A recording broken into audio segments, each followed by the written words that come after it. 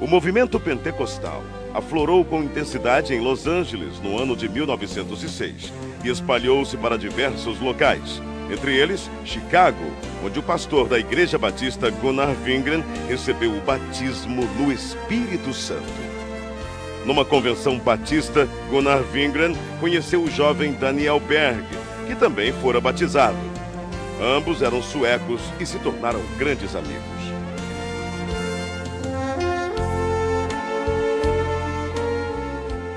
Mais tarde, em South Bend, durante uma reunião de oração, Gunnar Wingren relata aos presentes o que Deus lhes havia revelado. Brothers, the Lord has shown us that we must go to South America, to a place in Brazil called Pará. Neste porto, em 19 de novembro de 1910, o pastor Gunnar Wingren e o irmão Daniel Berg desembarcaram em terras brasileiras, como nos conta o presbítero Pedro Silva. Conforme a história dos antepassados, porque eu não assisti, que não era nascido nesta época. Mas meus pais foram os primeiros crentes da Assembleia de Deus no Brasil. E eles conversavam em casa, contavam tudo direitinho. O navio atracou na escadinha no cais do porto. E eles saíram do navio com as suas maletas na mão. E sem destino, porque não conhecia nada e tampouco não conhecia a língua. Saíram em direção da Avenida Presidente Vargas. Ao chegar na Praça da República, sentaram em uns bancos de mármore que tinha lá naquela época. E ali ficaram pensando e orando em espírito para Deus enviá-lo o que eles poderiam fazer. Sem rumo, sem economias, numa terra de um povo completamente desconhecido. Esta era a situação de nossos missionários. O futuro era uma incógnita.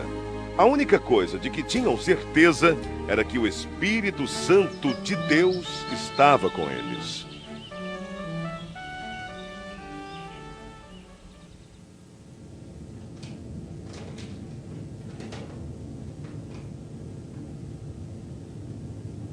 Daniel!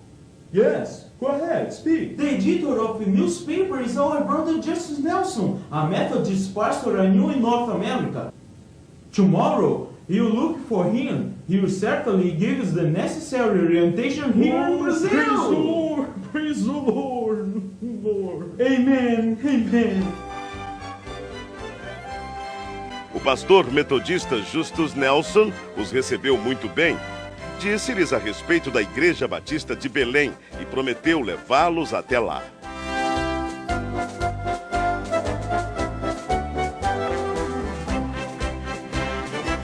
Na pequena Igreja Batista, os missionários conhecem o irmão Raimundo Nobre, líder do trabalho batista no Pará, que ofereceu-lhes abrigo nas dependências da igreja.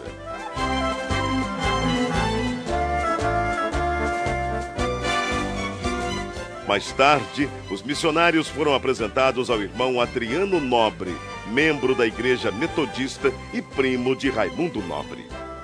A convite do irmão Adriano Nobre, Berg e Wingren navegam pelo rio Tajaburu até chegarem ao local chamado Boca do Ipixuna, onde ficava a casa do irmão Adriano.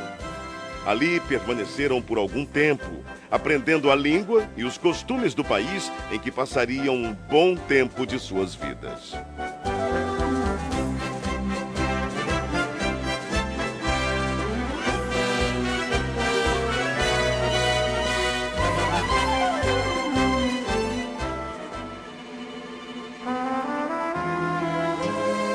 De volta à Igreja Batista, não cessavam de orar dia e noite, avivados pelo Espírito Santo.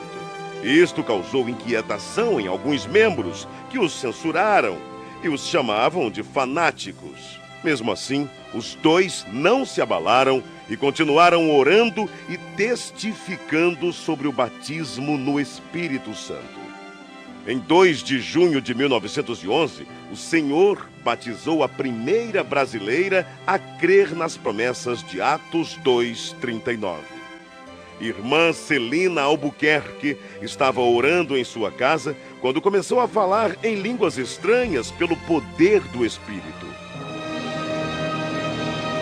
Irmãos, o que tem acontecido aqui, o que tem acontecido conosco, é maravilhoso. não podemos deixar de falar de coisas tão maravilhosas, do cumprimento da promessa que nos foi garantida pela palavra de Deus. Não podemos fechar os olhos para o derramamento do Espírito Santo. Irmãos, não podemos deixar que doutrinas estranhas invadam nossa igreja. O fato gerou uma grave polêmica na igreja. A maioria creu na doutrina do batismo no Espírito Santo. Entretanto, outros membros, liderados pelo irmão Raimundo Nobre, rechaçaram completamente a ideia e votaram a favor da exclusão dos simpatizantes ao movimento pentecostal. As 17 pessoas que saíram da Igreja Batista se reuniram na casa da irmã Celina e ali, juntamente com os missionários Daniel Berg e Gunnar Wingren, abriram um novo trabalho. Enfim, em 18 de junho de 1911, na rua Siqueira Mendes, número 67, começava a se estabelecer a primeira Assembleia de Deus no Brasil. Enquanto o pastor Gunnar Wingren pastoreava a igreja em Belém, Daniel Berg saía como colportor, vendendo Bíblias e pregando o Evangelho em diversas cidades. Eram tempos difíceis, de longas jornadas, mas Deus jamais desamparou aqueles que lutam por sua palavra.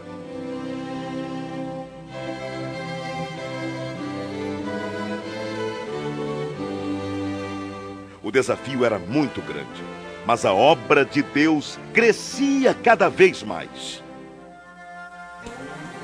Absalão Piano, pastor pentecostal brasileiro, ordenado por Gunnar Wingren em 1913, em Rio Preto, Tajaburu do Norte.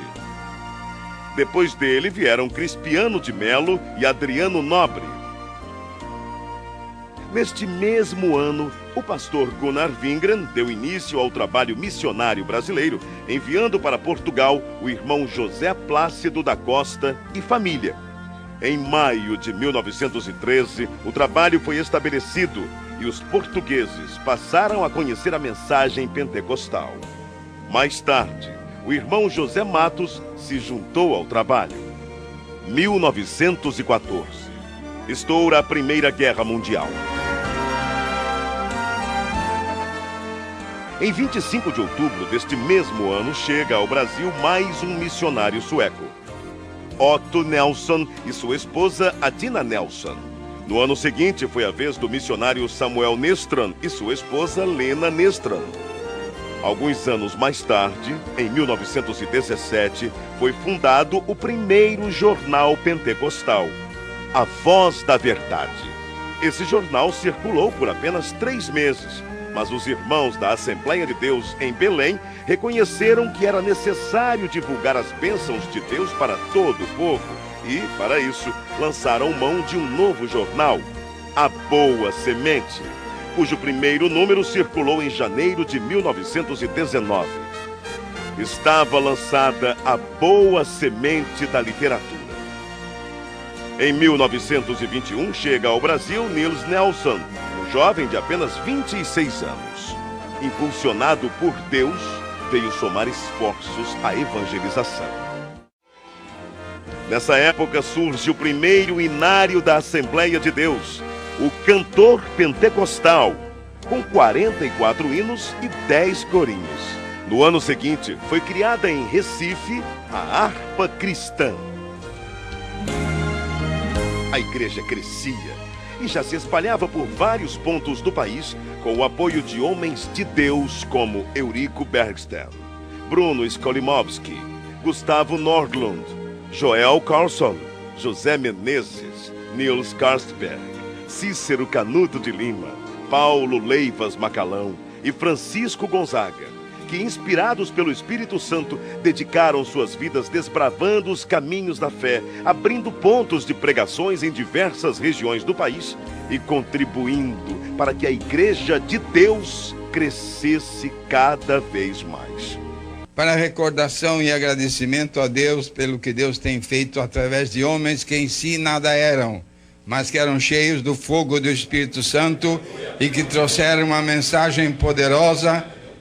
E as portas do inferno não têm podido prevalecer até o dia de hoje. Mas, graças a Deus, esta obra permanecerá maravilhosamente até o dia da vinda do Senhor. Era preciso ampliar o trabalho de evangelização por meio da palavra impressa. Para isso, em 1923, o irmão Samuel Nistran se empenhou em adquirir máquinas para a impressão do jornal Boa Semente, folhetos e livros. Reconhecendo o valor da literatura cristã, o pastor Gunnar Wingren e seus auxiliares resolveram fundar um jornal evangélico na capital federal, o qual denominaram Som Alegre. Em 1930 foi realizado em Natal, Rio Grande do Norte, a primeira Convenção Geral das Assembleias de Deus. Com pesar, a igreja se despediu do pastor José Felinto, recolhido à glória durante a convenção. Na mesma assembleia foi decidido que os trabalhos do Brasil passariam a ser dirigidos pelos obreiros nacionais, com apoio dos missionários. Também foi decidido que os jornais Boa Semente e o Som Alegre se uniriam num só, formando um novo jornal que se tornou um órgão oficial das Assembleias de Deus do Brasil, o nosso Mensageiro da Paz. Durante a ditadura de Getúlio Vargas, foi criado um órgão controlador da imprensa, o Departamento Imprensa Propaganda. E todos os jornais deveriam ser registrados. O governo exigia que somente entidades jurídicas ou pessoas físicas, com os devidos títulos de propriedade, poderiam publicar jornais. Foi então que, para atender à imposição do governo, foi criada em março de 1940 a Casa Publicadora das Assembleias de Deus. Na verdade, a CPAD era formada pela redação do Mensageiro da Paz e teve vários endereços. Iniciou na Rua Figueira de Melo, número 232, ao lado da igreja. Depois passou para a Praça Marechal Deodoro, número 338, atual Campo de São Cristóvão. Em 1946, a CPAD passou a ser propriedade da Convenção Geral. Nessa época, deu-se início a uma campanha para a aquisição de uma propriedade onde funcionaria a gráfica do Mensageiro da Paz, que até então era editada em gráfica particular. Após vários meses, finalmente era lançada a pedra fundamental, a Rua Olindo de Melo, número 581, atual São Luís Gonzaga, 1951.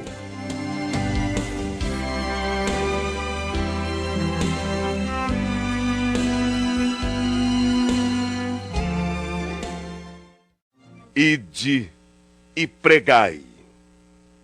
É preciso ultrapassar fronteiras e chegar até os confins da terra, anunciando que Jesus Cristo é o Senhor.